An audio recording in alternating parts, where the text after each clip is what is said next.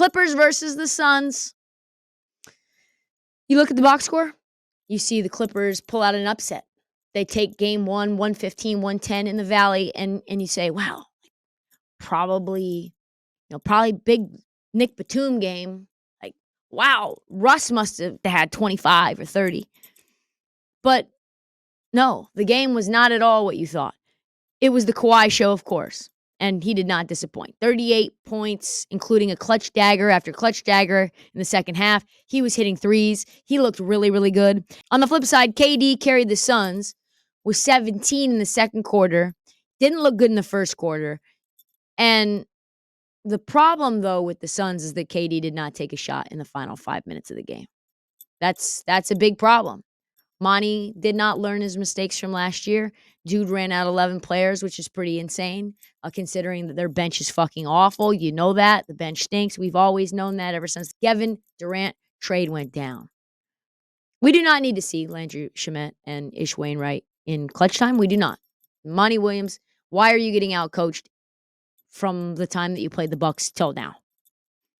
DeAndre Ayton figures to be non-factor. I don't know what's happening with him, but he's not a guy that you can really rely on to get you late end of the game buckets. He's not in any rhythm. The Clippers are giving him all kinds of space to shoot mid-range jumpers, and he's shooting them, and he's largely missing them. There is no world that DeAndre Ayton should be shooting more shots than Kevin Durant and Devin Booker. They just can't. And it's where you're shooting him. It's when you're shooting him, mostly 10 to 15-foot jumpers. I don't like that. DeAndre Ayton needs to attack the rim a lot more for the Suns to really be in it. This is a really good team. They should beat the Clippers. But not when you're taking the ball out of KD's hands, Devin Booker's hands, and even to a small degree, Chris Paul's hands. Like, you look at it, and he's going up against Ayton, is going up against Zubac, Plumlee, and Batum. None of them had more than 4 fouls. You have to get them into foul trouble if you're going to win those games. And we've got to give Ty Lue some love, right? Like, he's a really, really good coach. Really, really good coach. There's a million strategy decisions that you can break down, from how smart his rotations are to the decision to play Kawhi finally 42 minutes. Like I said, Jimmy Butler only played more minutes yesterday than Kawhi. That's the only player on the floor that played more. That's wild, considering how... Listen, like, Ty Lue got a lot of shit for load managing Kawhi. He really did. Kind of feels like skipping minutes in March to use them in April, May, and June might actually make sense. Ty Lue should get all the flowers. Listen, and he should get all the flowers for this. Russell Westbrook was not believed in LA at all. And he came to the Clippers, and Ty Lue said, we're going to let Russell Westbrook be him.